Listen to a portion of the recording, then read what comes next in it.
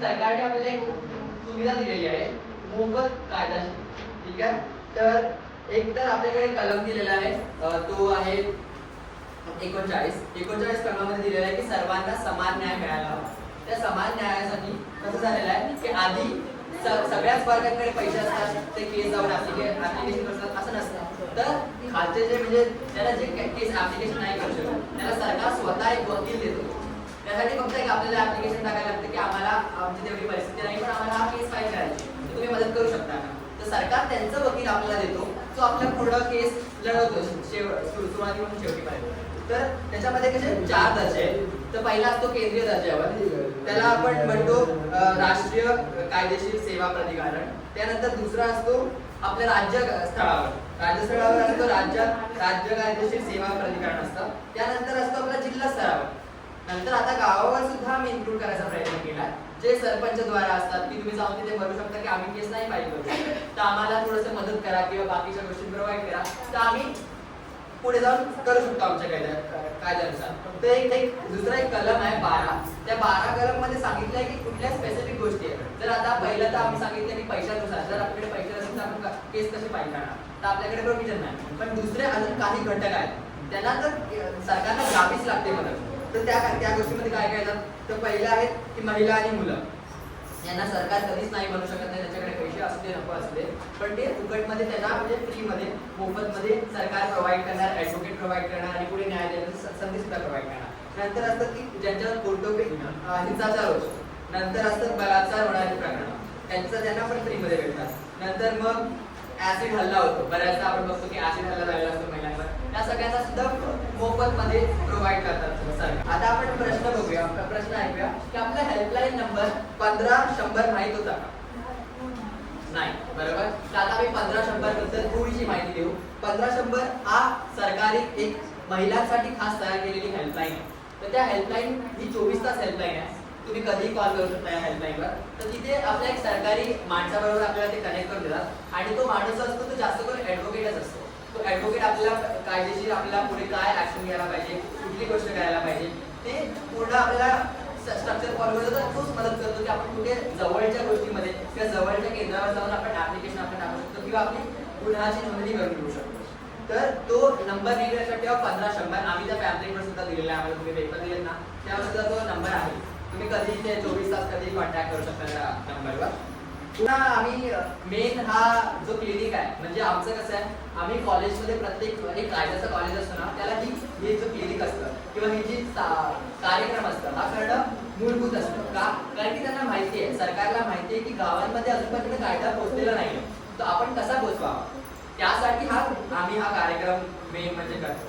तर त्यामध्ये हा क्लिनिक जो आहे जो आमच्या कॉलेजमध्ये सुद्धा स्थापित आहे, त्याचं मेन कारण काय, तुम्हाला बिनमूल्य कुठलाही ऍडव्होकेट प्रोव्हाइड करून देणं, घरगुती हिंसाचारापासून महिलांचं संरक्षण करणं, जो 2005 कायद्यामध्ये दिलेला आहे त्यांचं संरक्षण करण्यासाठी पहिला तारीख दिलेला आहे. नंतर न्यायालयातून खटाळ्यापासून विनामूल्य विनाशुल्क किंवा बघा आता कसं असतं मी तुम्हाला आधी पण सांगितलं की तारकावर तारखा येत असतात, त्या तारखांपासून वाचवून तुम्ही डायरेक्ट कसं तुम्हाला त्याचा जो तुम्हाला गरज आहे त्या गोष्टी भेटू शकतात, या गोष्टींसाठी आमचं लीगल एड प्रोव्हाइड पूर्ण तुम्हाला क्लिनिक मदत करत असतं. नंतर कायमच्या ठिकाणी नंतर कामाच्या ठिकाणीचं म्हणलं की पॉश ऍक्ट आलेला आहे, तर कामाच्या ठिकाणी तुम्ही जर जाल म्हणजे इंडस्ट्रीमध्ये काम करायला किंवा काय जाल तिथे तुम्हाला काही प्रॉब्लेम होत असेल त्यासाठी वेगळा कायदा आहे, त्यासाठी सुद्धा आम्हीच तुम्हाला मदत करू. महिलांच्या रिलेटेड जेवढ्या पण आम्ही गोष्टी तुम्हाला सांगितलं आतापर्यंत त्या सगळ्या तुम्हाला लक्षात नाही राहणार, पण काहीही गोष्टी असतील महिला रिलेटेड तुम्ही कधीही कॉल करा, आम्ही लगेच तुम्हाला मदत करू. नंतर तुम्ही किंवा तुमच्या ओळखीच्या कुठल्याही महिला असेल, आता गरजेचं नाही की आपल्याच घरी कधी सांगून परिस्थिती येते. आपण म्हणतो ना आता आपल्या भले आपल्याकडे ती आपण देवाच्या कृपेने चांगलं चाललेलो आहोत, कधी कोणावरही कुठलीही परिस्थिती येऊ शकते, ते सांगून येत नाही. तर आपण त्यासाठी तयारी ठेवावी, यासाठी आम्ही थोडंसं सामाजिक हे करत असतो. तर मदत मागण्यापासून तशी कुठलीही जसं आपल्याला माहिती आहे ऑलरेडी की आपण ऑलरेडी म्हणजे असं एरियामध्ये आहोत की आपल्याला मदत मिळणं खूप कठीण होतं. तर आता फोनमुळे ते इझी झालेलं आहे, मॅडममुळे ते इझी झालेलं आहे, तुम्ही कधी त्यांना कॉन्टॅक्ट करू शकता. तर आधी या सुविधा आपल्याकडे नव्हत्या पण आता सध्या आलेल्या आहेत, पण आपल्याला त्याची माहिती नाही आहे. तर हळूहळू आपण ते कसं जाणून घ्यावं ह्यासाठी आम्ही इथे आलेलो आहोत. नंतर आहे न्यायालयात मोफत कायदेशीर आम्ही तुम्हाला सांगितलं प्रोव्हिजन आहे. ते कसं मिळवावं ते आम्ही तुम्हाला जर कुठला प्रॉब्लेम असेल तर आम्हाला विचारा, आम्ही तुम्हाला पूर्ण मदत करू. त्यानंतर असेल जलद, कसं लवकरात लवकर ते संपवावं त्यासाठी सुद्धा आम्ही तुम्हाला मदत करू. नंतर असेल पीडितांसाठी किंवा जे जे गृहीत बाळांची किंवा काय ज्यांची किंवा कोणाचा नवरा असेल समजा तो जेलमध्ये गेलेला आहे तर त्या बाईला सुद्धा खूप प्रॉब्लेम फेस करायला लागतो. तर म्हणजे जर त्या नवऱ्याने काही केलं सुद्धा नसेल, आपल्याला माहिती असेल पण तो अडकलेला असेल कुठल्या चुकीमुळे, त्या महिलांसाठी सुद्धा आम्ही काम करतो. नंतर आहे गाव आणि पंचायत कडील कायदेशीर जागृती शिबिर आयोजित करतो, जसं की आता आम्ही केलेलं आहे. तो आमचा मेन पर्पज आहे की जागृती करणं, तुम्हाला कळायला हवं की तुमचे राईट्स काय आहेत, तुम्हाला काय करायला हवं पुढे. नंतर वाद कुठले तुमचे असतील, जसं की आता मी मॅडमच्या सोबतच घेऊन आलेलो आहोत, ठीक आहे. तर मॅम तुम्हाला वाद कुठले असतील तुमचे ते सोडवण्यामध्ये मदत करत असतील. तर मेन आमचं हेच मोटिव्ह आहे की तुम्ही जागृत राहा, तुमच्यासाठी स्वतःचा स्टँड घेण्याचा प्रयत्न करा आणि घाबरू नका, कारण की सरकार तुमच्या बरोबर आहे आणि आम्ही तुमच्या बरोबर आहोत. तुम्ही कधी हेल्पलाईनवर फोन करा, कधी आम्हाला कॉन्टॅक्ट करायचा प्रयत्न करा, आम्ही नेहमी अवेलेबल असतो. आमचं नाव सांगायला विसरलो, मी स्वयं बस्तेकर, मी मूळचा रायगडचाच, त्यामुळे माझी मराठी सुद्धा त्यामुळे आहे थोडीफार. आणि आता हे स्वानंदी ती पुढचं सांगेल, जास्त नाही 5 मिनिटाचं. तो मी स्वानंदी, मी विदर्भाची, माझी विदर्भावर मराठी. तर आता आम्ही कुठून आलो आहोत, आम्ही कोण आहोत, आता हे तुम्हाला सगळं माहीत आहे, तर मी ते पुन्हा रिपीट नाही करणार. आता भरपूर माझ्या सगळ्या कलिग्सनी तर तुम्हाला सांगितलेही आहे भरपूर गोष्टी. तर आपण आता काय करू की आपण प्रश्नोत्तर करू थोडेफार. मी काही बोलेल, तुम्ही बोला, आपण एक कॉन्व्हर्सेशन करू. तर कौटुंबिक हिंसाचार किती प्रकारचे असतात तुम्हाला आता मी सांगितलंच होतं, तर काय काय होतं? बरोबर बरोबर बरोबर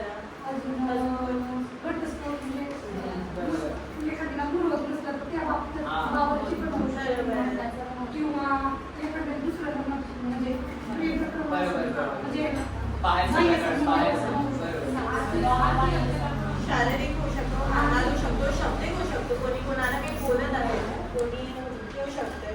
आणि नवरा आणि बायकोचा फक्त बायकोवर होऊ शकतो का, त्यामुळे जो माणूस आहे तिच्या मुलीवर पण होऊ शकतो, त्याच्या बहिणीवर पण येऊ शकतो.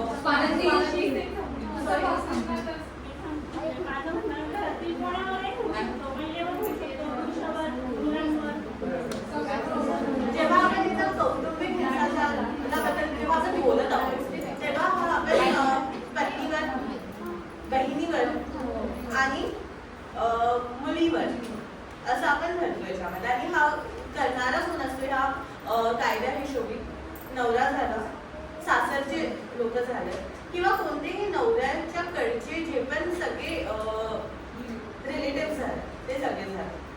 तर हे जे आहे हा कायदा तुम्हाला ह्या प्रकारे संरक्षण देतो. तर 4 प्रकारे हा आपल्याला मदत करू शकतो. तर आता काय काय गोष्टी असतात, आता कोणा विरोधी काही होत आहे तर त्याला पहिले सगळ्यात मोठा प्रश्न असतो राहायचा. आता एक घर आहे, अगर एक मुलगी आहे, पत्नी आहे, कोणी आहे, तिला घराच्याच बाहेर काढलं तर ती काय करेल? तर याच्यामध्ये काय होते की आदेश असतात जे एक कोर्ट काढते 60 दिवसामध्ये, 60 डेज, 60 दिवस, याच्यापेक्षा जास्त लागत नाही. याच्यामध्ये हा आदेश निघतो 60 दिवसामध्ये. याच्यामध्ये एक निवासा आदेश असतो ज्याच्यामध्ये तुम्हाला वापस तुम्ही तुमचा हक्क त्या घरात राहायचा स्पष्ट सांगू शकता. हा एक झाला. दुसरा काय असतो संरक्षण आदेश.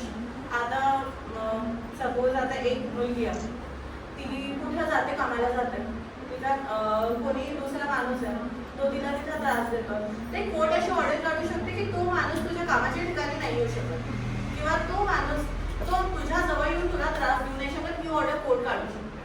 आणि अगर तिथे येऊन तिला त्रास द्यायला गेला तर कोर्ट त्याला डायरेक्ट जेलमध्ये ही गोष्ट होते. तर हा झाला संरक्षण आदेश. अजून एक आर्थिक मदत असते. एक बाई आहे, ती काही झालं, तिला सोडून निघून जायला लागलं, काही मुलं बाळ असतात, मुलं बाळांना मोठं करायचं, स्वतःला जगायलाही पैसा लागतो, त्याच्यासाठी आर्थिक मदत करा. ही भरपूर आता स्कीम्स आहे, गव्हर्नमेंटच्या स्कीम्स आहेत, ज्याच्या थ्रू ज्यांना गरज आहे त्यांच्यापर्यंत मदत पोहोचते. आणि भरपूर वेळेस काय होते की ज्या केसेसमध्ये जो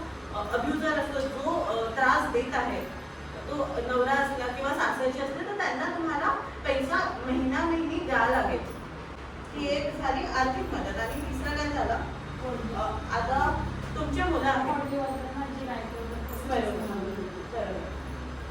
तर आता ताबा मुलं आहे तुमचे.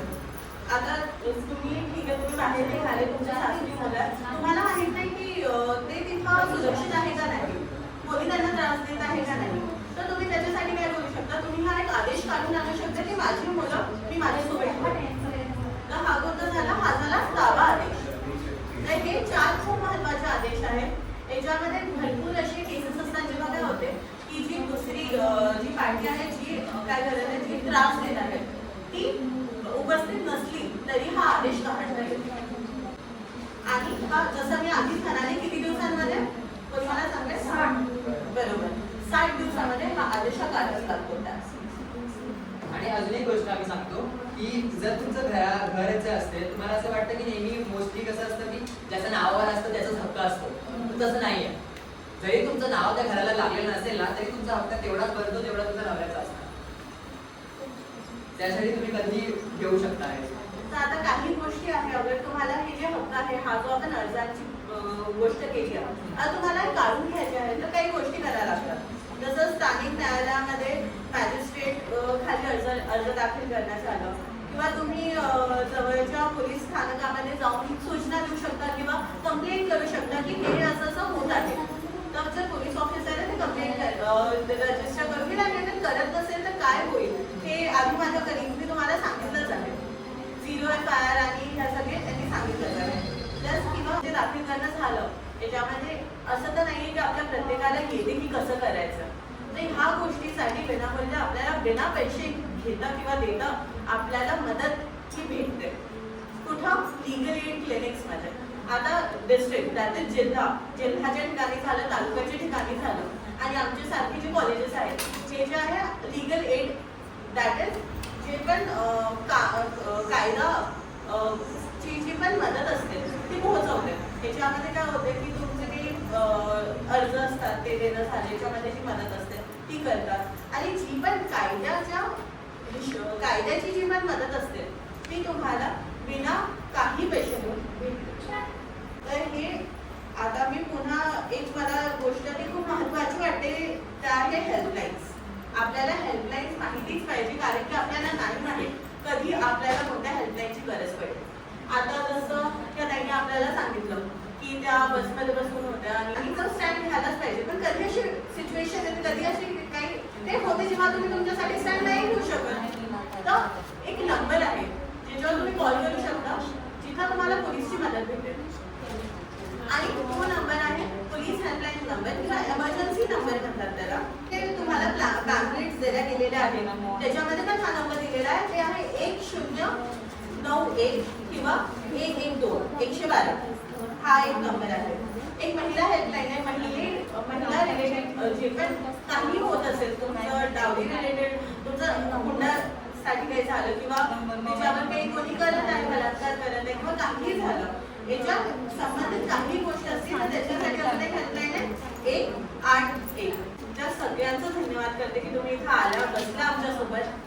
तुम्ही आम्हाला गोष्टी सांगितल्या, तुम्ही आम्हाला सांगितलं की तुमचे काय प्रॉब्लेम्स आणि आमचं ऐकून घेतलं.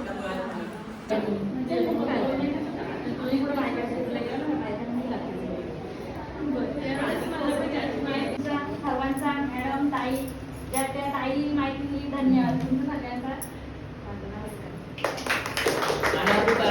विचारायला का बाबा हिचं नाव कशी घरपट्टी द्यायची, पण त्यावेळेस त्यांनी असा विचार नाही केला की तिने पण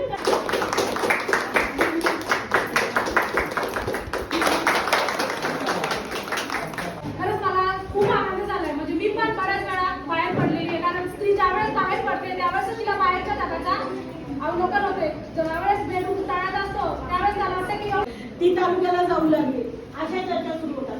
पण आम्ही स्थानिक स्वराज्य संस्थांमधली लिडरशिप अशी अपेक्षित करतो.